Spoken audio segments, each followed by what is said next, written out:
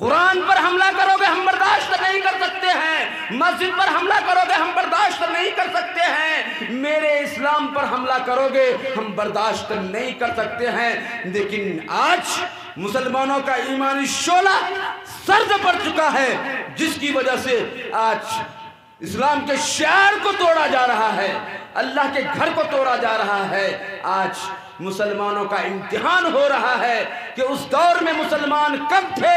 खाना काबा को जब अबरह तोड़ने गया, मैंने अबाबील से उसकी हिफाजत किया। आज तुम बहुत ज्यादा तादाद में हो, क्या तुम मेरे घर की हिफाजत नहीं कर सकते हो? मेरे घर के लिए आवाज नहीं उठा सकते हो? मेरे घर के लिए अपनी जान को कुर्बान नहीं कर सकते हो? आज तुम्हारा इम्तिहान है, लेकिन तुम इम्तिहान में कामयाब नहीं उतर रहे हो। इसलिए मेरे दोस्तों, मेरे मुसलमानों, डरने की जरूरत नहीं है, खौफ खाने की जरूरत नहीं है। कुछ नहीं होगा, वही होगा जो होगा मंजूरे खुदा होगा। जिस दिन भी जिसकी मौत लिखी है उसी दिन मौत आएगी। डरने की जरूरत नहीं है, बुज़दिली लाने की जरूरत नहीं है। इन्हीं बातों से मैं आप लोगों का मजमा नहीं है, बात नहीं निकल रही है। मजमा होता तो हम भी हिला देते, समझे? मजमा नहीं, हंसते का है, ठोस बात बोलते हैं क्या? तो फिर वह बात कहते हैं,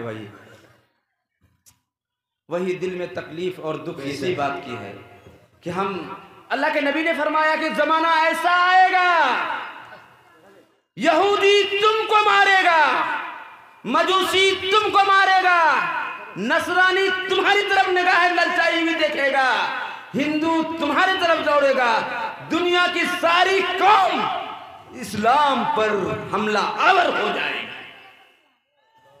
सहाबा किराम ने पूछा, ए अल्लाह के नबी, क्या उस दौर में मुसलमान कम होंगे? क्या कहा?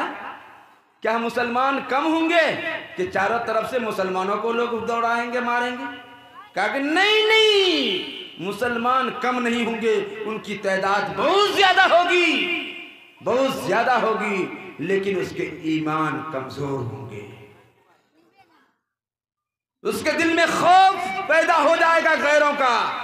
एक दिल में दो चीज जमा नहीं हो सकती है, एक जगह दो चीज जमा नहीं हो सकती है। आप चाहें कि एक बाल्टी में आग भी जला के रख दें, उसमें पानी भी रख दें, रह सकता है? नहीं, आग बुझ जाएगी पानी की वजह से।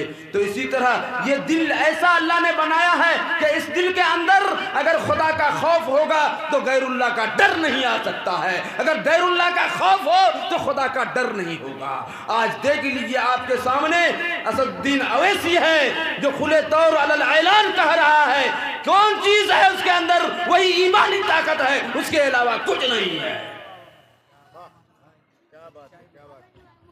वही ईमानी ताकत है कि पार्लियामेंट में भी टोपी लगाए रहते हैं, जहां जाए टोपी लगाए रहते हैं। हक बात कहने से चाहे दुनिया की कौन सी बड़ी ताकत हो, उसके सामने डरते नहीं है, डरते नहीं हैं। क्यों? जिसके दिल में खुदा का खौफ होगा, गैरुल्लाह का खौफ दाखिल हो नहीं सकता। इसलिए उसको गैरुल्लाह का खौफ नहीं। हमारे दिल में गैरुल्लाह का खौफ है। वो क्यों है? इसलिए है कि मसला ये है कि अगर नहीं डरेंगे तो फिर हिंदुस्तान से भगा देगा। अरे कोई माए की लाल पैदा नहीं हुआ है कि हिंदुस्तान से भगा सकता है। इसीलिए डरने की जरूरत नहीं है। मुसलमान डरो नहीं, अल्लाह हमारा है। जब अल्लाह के नबी सल्लल्लाहु अलैहि वसल्लम हिजरत करके गारे सौर में गए थे, सैयदना हजरत अबू बकर सिद्दीक रज़ियल्लाहु तआला अन्हु के रान पर सर रख करके हैं अल्लाह के नबी हजरत अबू बकर सिद्दीक रज़ियल्लाहु तआला अन्हु, जिसको गारे यार कहते हैं, वो देख रहे हैं कि दुश्मन चल रहे हैं गार के आगे से, पांव के निशान देखे जा रहे हैं, पांव नजर आ रहे हैं। तो सिद्दीक अकबर ने कहा, अल्लाह के नबी वो लोग आ रहे हैं। कहा, मेरे गारे यार डर मत, इन्नल्लाह मआना, अल्लाह हमारे साथ है। क्या कहा? अल्लाह हमारे साथ है, डरने की नहीं कोई बात है। अभी इस वक्त रात है, इन्होंने कहा आप जाइए जल्दी, छोड़ दीजिए, हमारा साथ है। हाँ, तो बड़े कैफ काफिया दाढ़ी है।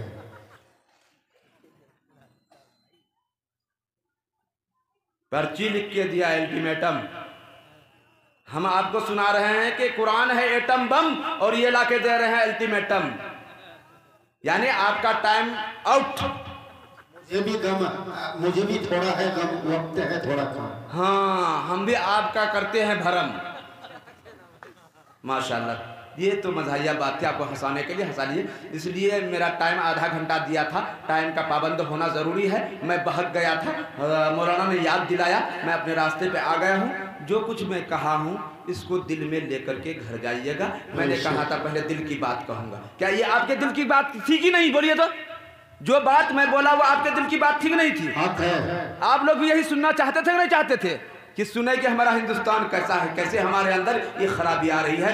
तो बस पहली रिक्वेस्ट आप लोगों से कि बच्चों को मदरसों में पढ़ाइए। ईमान बनेगा, दिल से गैरुल्लाह का खौफ निकलेगा, कुरान सीनों में रहेगा, गैरुल्लाह गालिब नहीं आ सकता। कुरान हमेशा कहां रखते हैं? कते रखते हैं? नीचे। बोलिए ना, कहां रखते हैं? नहीं समझ में आ रहा है। कुरान कहां रखते हैं भाई? ताक पर, ऊपर। कते ऊपर। जो कुरान को पढ़ेगा वो उसको रखेगा अल्लाह नीचे, उसको भी क्या करेगा? ऊपर करेगा।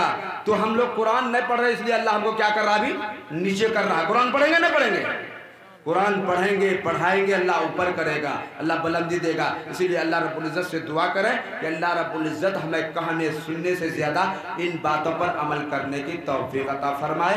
ये भाई की ख्वाहिश थी कि मुफ्ती साहब भर्रात बोलते तो हम भर्रात सुनते। 100 का इनाम दे करके गए हमको। अल्लाहु अकबर। हाँ, बोले आप भर्रात बोलिएगा, अब तो हम भर्रात सुनेंगे। बोलिए कितना शौक और जज्बा है। हमने पूरी रात बयान किया है, मौलाना यहाँ मौजूद है। 12:32 में मुझको बैठाया श्यामपुर में, गए साल जलसा में, और मैंने फजर की नमाज पढ़ाया। बयान दुआ करके ने के बाद फौरन फजर की नमाज पढ़ाया है। यही मरकज वाली मस्जिद में जो अभी जलसा हुआ जी। इसीलिए आप हजरात से गुजारिश है कि डरिए मत, खौफ दिल में मत लाइए। कोई मुसलमान को डरने की जरूरत नहीं है, होगा वही जो मंजूर खुदा होगा। हर इंसान दुनिया में आया है वो जाएगा, जितनी भी चीज आई है सब जाएगी। इसलिए हमको भी जाना है। जाएंगे तो टीपू सुल्तान की बात याद करके जाएंगे। अगर वो मौका आया तो गीदड़ की जिंदगी नहीं जिएंगे, शेर की जिंदगी जी करके जाएंगे। जाएंगे नहीं, शेर की जिंदगी जी करके जाएंगे। टीपू सुल्तान ने कहा था 100 साल की गीदड़ की जिंदगी से एक दिन शेर की जिंदगी बेहतर है। बेशक।